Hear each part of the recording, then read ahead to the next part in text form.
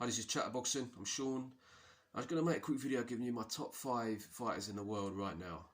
I made a video the other day with my mates from El Fantasma en la Máquina. It's a Spanish channel. I put my part on this channel, so I thought I might as well make an English version as well. The top 5, I really like. There were 6 standouts for me, and obviously I had to leave one of them out. Honourable mentions for Errol Spence and Josh Taylor, who were sort of just outside of the top 6 for me. But let's start. Yeah, the one I left out would be Usyk. Now Usyk normally would be in that list. The reason I picked the other 5 over him right now is for the inactivity. Really, he's been out of the ring for a while. Well, he did fight once at heavyweight. It was a while ago. But he had a couple of injuries before that. It wasn't really against a great opponent. He just moved up to heavyweight. So all things considered, I'm just going to leave him out of it right now. Definitely not based on his talent or achievements or skill or anything like that. But yeah, all right, so let's get into it then. Number 5, Inoue. I'm going for Inoue. Now, I'm not someone who normally watches that much of the lower weight classes generally. I don't religiously watch all the flyweights and minimum weights and stuff like that. It's no disrespect to them, but there's only so many hours in the day. There's only so much boxing I can watch. So for me to really focus on those weight divisions, it has to be someone very special, very exciting, and Inoue is certainly that. I love the way he fights. I love his style. Very accurate puncher, hard puncher, like a sniper in there with great movement, great balance.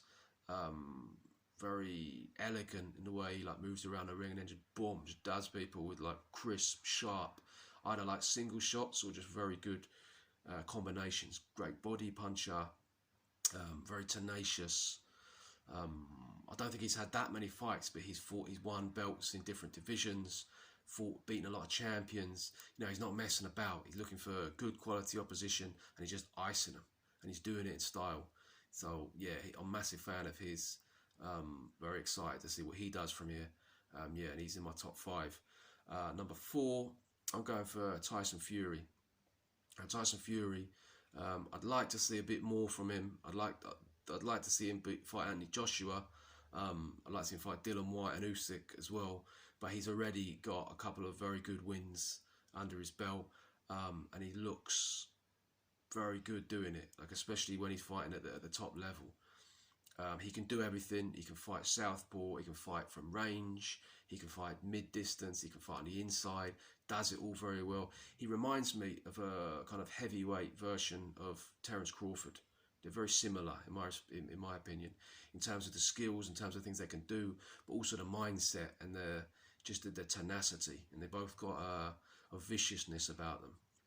If Tyson Fury ever gets dropped, which he has been a few times, he gets straight up and his mindset is like, right, you're getting it. There's no, oh, now I'm a bit intimidated. He just gets up and goes for it. So he's very strong mentally, rises to the occasion. When it's a big fight, a big moment, no nerves, or at least not that he shows, goes in there and performs at a very high level puts on a very good performance under the bright lights. So that's another big asset that he has. He's very big, strong, very long arms. He's got a good chin. He's tough, quite powerful. I mean, he's just got all the physical attributes in the world.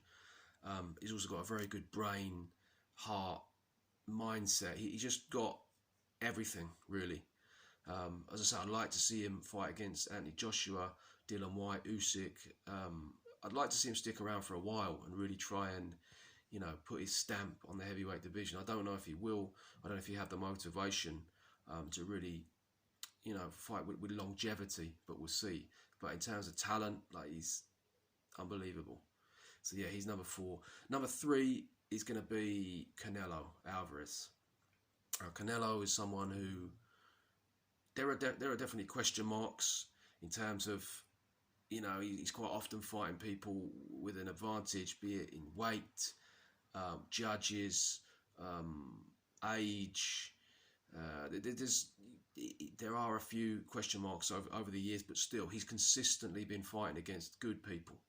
for as long as I can remember, since he was very young. And he's always looked very good, extremely skillful, looks better every time I see him, can adapt very well, great ring IQ, brilliant counter puncher, disguises his punches very well, very tough, you seemingly can't get knocked out by anyone, at least no one his size. He just looks, as I say, better and better every time. Very, very skillful counter puncher, great head, upper body movement, just a real joy to watch. And the consistency of the good opponents, you have to, he's got to be in the conversation. For me, I'll put him in at number 3. Now, the top 2, it's quite difficult because it's very difficult to separate these two. They're both exceptional in terms of talent, in terms of what they've done, and in terms of accomplishments. So number 2, I'm going to go for Terence Crawford. Terence Crawford, like I said, with Tyson Fury, can basically do everything. He can win in lots of ways. He can outbox you. He can just beat you up. He's tough. He's quick on his feet. Great combination puncher. Fight very good from on the inside, from range, southpaw. And he's got a real winning mentality about him. You can just tell that when he fights, there's no messing about, and you're gonna have to kill him basically to beat him. He's one of them, or just knock him out cold. He's not someone that's going to give an inch, and he's just got a real warrior's mindset. So when you consider the skills that he has, he's going to be a very, very difficult man to beat. Now, he's won belts in either 3 or maybe 4, definitely 3 weight divisions. He's always been the top man in his division.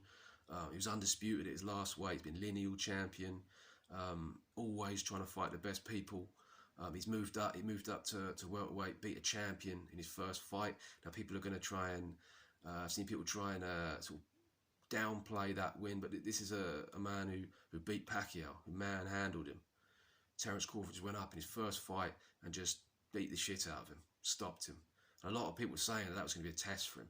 Now they're saying, oh, it's not. Same with Victor Postol as well. I can think of quite a few opponents over the years that people have said that were going to be tough for Crawford, and then after he'd beaten them, then suddenly they were nobodies. And so he's someone who's got a much better CV or resume, as they say, than advertised for me.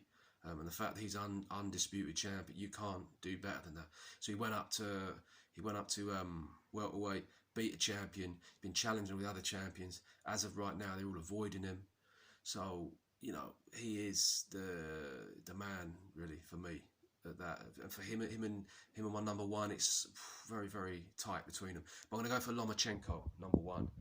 And the reason I'm going to pick Lomachenko just because he's kind of different. He just does different stuff in there that I don't see anyone else doing. It just shows for me an extra level of skill. He obviously beaten some very good opponents along the way, and beaten and made them quit as well. Some of them made them quit, like good quality champions, and just completely bamboozled them. He's obviously now fighting at a weight class really where he's too small for, but he's still the best one in it.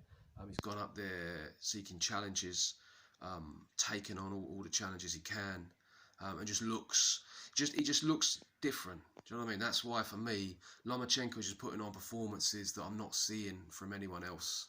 Now Crawford, it's close, but Lomachenko just looks more exceptional in my opinion. And then with the attitude that he has, trying to fight all the best people he can, going up in weight classes, looking for bigger challenges, doing it all within such a short space of time.